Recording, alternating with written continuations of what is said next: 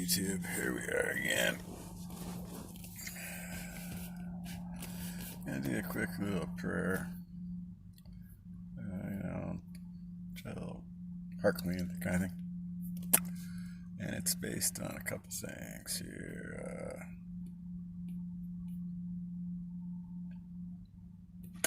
Bear fruit worthy of repentance. What does that mean?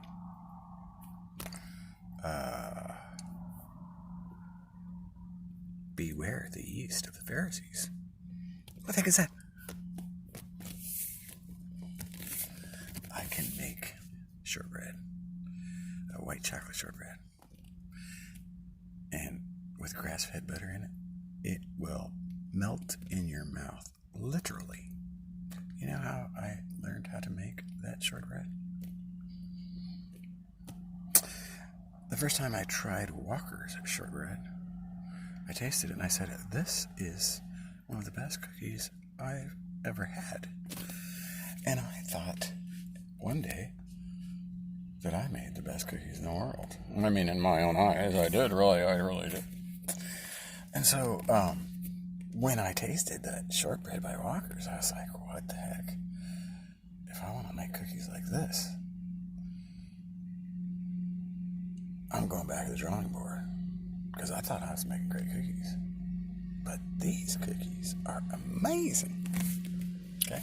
So now, I studied different shortbread recipes. And I found quite a few. And actually, I still have quite a few. But that's not the point. This shortbread recipe, I'll give it to you right now. It's like 6.5 cups of flour with a pound and a half of butter. But it's got to be grass-fed butter because that's the best stuff for you. It's the only stuff that's not all filled with fillers. Okay? So you get the grass-fed butter, 1.5 pounds. Okay? And you got 6.5 cups of flour. And you got 1.5 cups of sugar. That's it. That's the whole recipe. And you can go white or brown. Brown gives more flavor. I like the brown because I think it adds to the butter. But that's just your pick. Some people are more the white shortbread guys. But anyway.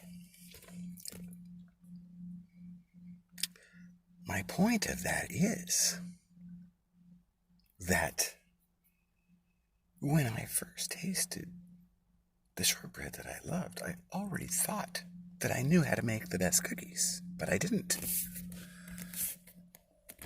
So I would call that, when I used to work in kitchens, I would call that like a faux chef. You see what I'm saying? Because what the heck? Once you think you've cooked everything, there must be millions of things to cook in the world. What the heck? Right? So I was being a little bit young, ignorant. You know? And then I got older and I tasted that other shortbread and I was like, wow, that's really good shortbread. And I tasted that, oh wow, this is really good. But there was a few shortbreads that were a little bit different than the others. And I just really couldn't stick with them. You know what I mean? And they had one thing different. Yeast. And guess what? It changed the whole flavor of what I thought were the best cookies in the world. So I could take any shortbread recipe that I loved, and if I added leavening, like baking soda, to it, it totally changed the flavor. And if you are a good baker, like I tried to be myself, because, you know, following the golden rule, if you're going to bake, you better be following it, because you know, it should be like do no harm and bring some taste kind of thing, all in one, right? I mean, what the heck? If you were actually a caring baker, right? And so you'd be following the golden rule because you'd be making bread or whatever that you wanted to eat, right? Are we on the same page? I hope so. Okay, so all these things are kind of important, right? Yeah, so if that's true, for cookies, and I do love cookies. And if that's true for houses, if someone can spray a house real quick and make a lot of money, and it that doesn't mean nothing. That's what I'm trying to say. So if that's true in life,